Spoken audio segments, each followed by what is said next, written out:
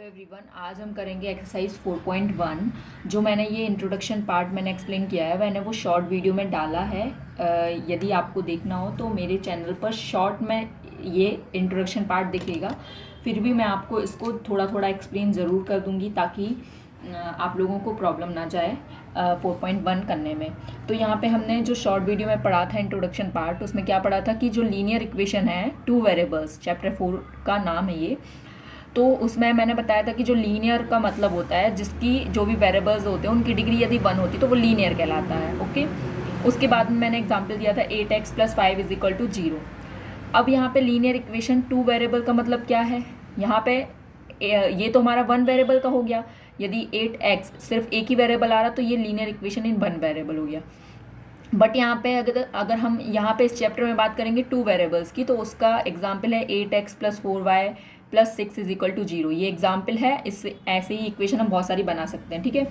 और इनमें क्या होते हैं, इन्फिनाइटली मैनी सॉल्यूशंस निकल सकते हैं। हम x की कुछ मन से वैल्यू रखेंगे तो y की कुछ वैल्यूज आएंगी, तो यहाँ पे बहुत सारे सॉल्यूशंस निकल सकते हैं। ओके, अब यहाँ पे जो जनरल फॉर्म होता है लीनियर इक्वेशन इन 2 वेरिएबल का, वो क्या होता है? ax + by + c। ओके, तो यहाँ पे अब एक्सरसाइज 4.1 स्टार्ट करते हैं। तो एक्सरसाइज 4.1 का जो फर्स्ट क्वेश्चन है मैं आपको दिखा देती हूँ बुक में। क्या है? The cost of notebook is twice the cost of pen, write a linear equation in 2 variables to represent this statement. हमको क्या दिया है? हमें पेन के प्राइस से कंपेयर करके उसका दुगना नोटबुक का प्राइस बोला है और हमें लीनियर इक्वेशन इसकी बनानी है।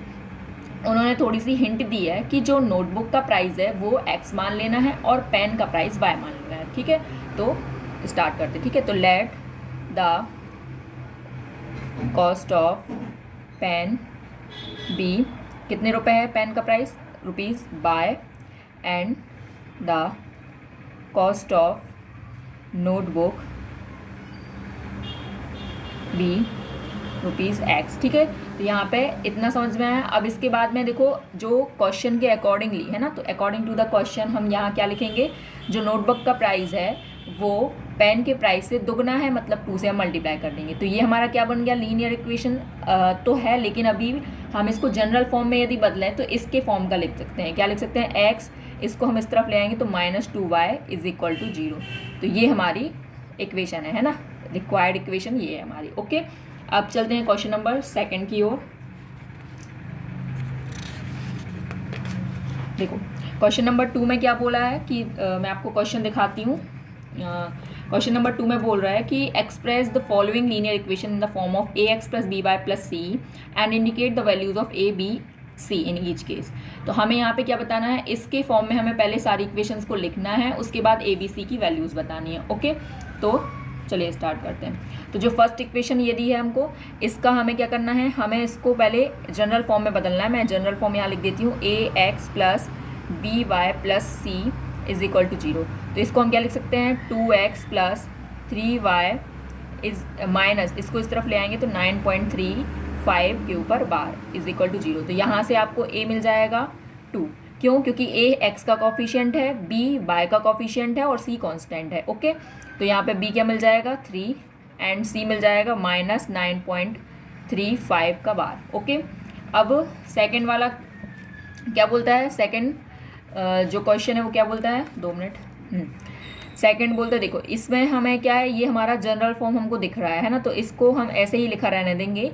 यहाँ से आपको x y की वैल्यूज़ निकालनी है बस, सॉरी a और b की वैल्यू निकालनी। तो a क्या है? यहाँ पे 1 है, x के साथ में कोई नहीं है मतलब कि 1 है ना। और b क्या है हमारा? -1/5 एंड c क्या है हमारा? -10।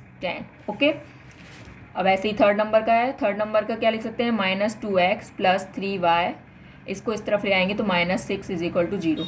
a क्या हो जाएगा? -2, b हो जाएगा 3 एंड c हो जाएगा -6। ओके, ये वाला है। तो x - 3y, देखो अब यहाँ पे c वाला पार्ट नहीं है तो हम यहाँ पे c के लिए 0 लिख सकते हैं, है ना, क्योंकि जनरल फॉर्म हमको लिखना है तो इसलिए। तो a क्या हो जाएगा? 1, b हो जाएगा -3 एंड c हो जाएगा 0। ओके, इसके आगे इसको क्या लिख सकते हैं? 2x + 5y minus, sorry plus, यहाँ 0 लिख सकते हैं, c वाला पार्ट अगेन नहीं है ना। तो यहाँ से a 2 हो गया, b 5 हो गया एंड c क्या हो गया? 0 हो गया। ओके, इसको हम जब इस तरफ ले जाएंगे तो ये नेगेटिव था तो पॉजिटिव हो जाएगा।